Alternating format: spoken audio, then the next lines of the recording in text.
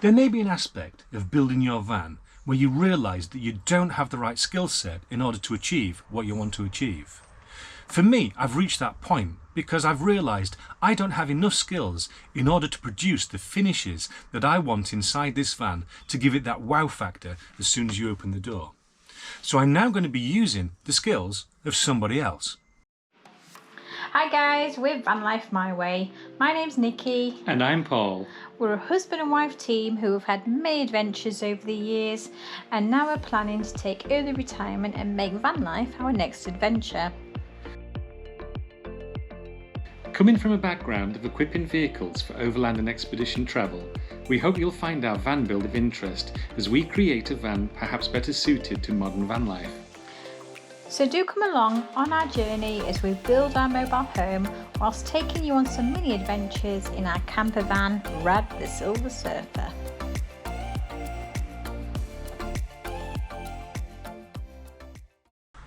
I'm very lucky that I've got the best of neighbours. You've already met Stuart, who's a keen fabricator and sprayer. You got your red light on, get lost! What? Get lost. And living next door to Stuart is my mate Paul, who I used to go to school with, and he's got a woodworking shop.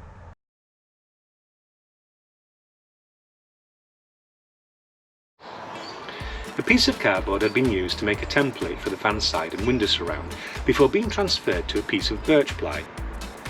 Paul then set to and made a stunning window surround, building up pieces of birch ply to fill the gap between the interior face and window glass. The surround fitted perfectly and was removed to be sealed with varnish and painted in our chosen interior colour scheme. We've been using a water-based VOC-free varnish by Lakeland Paints and have used it to finish and back all of our van's panels so far to seal and protect from moisture. It isn't cheap, but we've been very pleased with its ease of use and durable finish. To keep some of the heat out of our van in warmer countries, Nikki and I added Reflectix and masked some of the areas we didn't want painted. Instead of brush painting, we sprayed to give a super finish, and removing the masking tape revealed a wonderful contrast of colour and texture between the flat colour and the varnished layers of the birch ply. Ooh, yeah.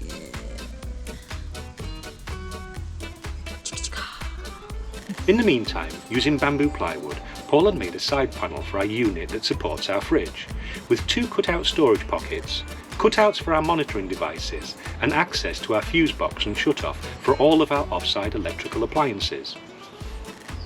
We've chosen bamboo to face all of our cupboards and drawers in our living area. Besides liking the colour and texture, bamboo plyboard is lightweight, very strong, and has a wonderful edging that negates the need to edge band. Paul's handiwork ensured an easy fit, and once installed I could now progress with wiring up some off-side appliances in a dedicated fuse box.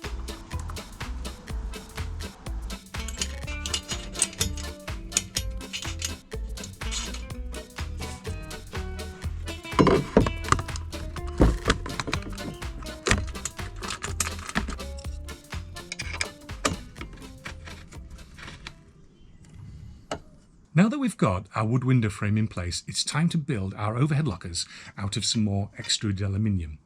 We need a fixing point in the roof just here and a fixing point on the side of the van to make it a rigid structure. So our first member is going to be bolted on the side of the van, through the wood and into a channel which is easily accessible to put some nuts on to help clamp everything in place. So I've already preloaded this section with some fixings in order to build the rest of the framework up. I've dropped in some stainless steel dome-headed bolts, and now it's just a simple case of just dropping it through those holes and tightening it in place.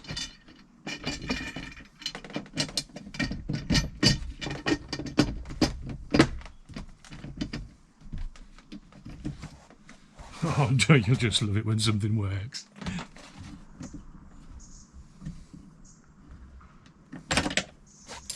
Now I hope you can see that that wasn't too fiddly. We've now got that beam in and that's rigid. It's helping to clamp the wooden window frame to the side of the van, and access was very easy for those bolts just inside this channel here. Right, let me just angle you up a bit. Can get the roof, got it.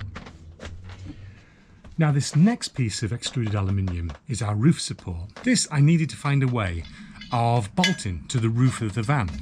And initially I thought about using these little triangular blocks which fit to the side of the extruded aluminium. So what I'd done is I drilled some holes up into my roof support and put inside there a captive nut. Now what is it they say about measure twice and cut once? I must have measured 3 or 4 times in order to get those holes in the right place, until I came to put in my piece of extruded aluminium here and found, yeah, I did it wrong. So we can't use these little triangular blocks, but what I can use is these things just here, which are designed to slide inside the extruded aluminium, like so. So what I've gone and done is I've placed 3 of these in each one of my roof beams, and I'll be sliding in my extruded aluminium along there quite tightly and firmly in place.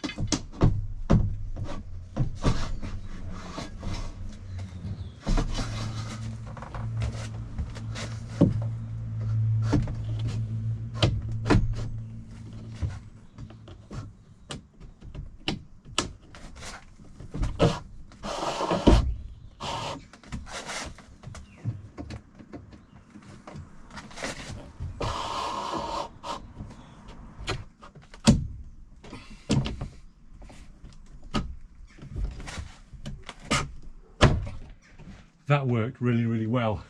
We've now got our top support for the cabinet in and the side support for the cabinet in. So all we have to do now is build the rest of the unit up. With the cabinet supports in place, we could now continue to insulate the sides of our van and hold it all in place with the garden mesh, which continued seamlessly from our roof. In our next vlog, I'll be showing you how easy it will be to complete the carcass of our overhead lockers. I would have gone a long way to installing some electrics along the offside of our van, and we would have finished the bamboo trim on the fridge unit before moving on to insulating and trimming the bedroom. We hope you've been enjoying our Citroen Relay van build and have found our build encouraging and insightful. Van lifestyle has evolved, becoming more off-grid, and I hope this build fills the demand between camping and caravanning of old and the all-out overlander. Do take a look back at our older vlogs covering all aspects of our build so far. We cover building an adaptable expedition-style roof rack to support our solar, decking and other accessories. We improved the suspension to accommodate a mix of terrain to include all-terrain tyres. We've installed dual charge systems to power dual batteries for both 12-volt and 240-volt supplies. We've installed our main water tank, which conveniently doubles up as a step into bed.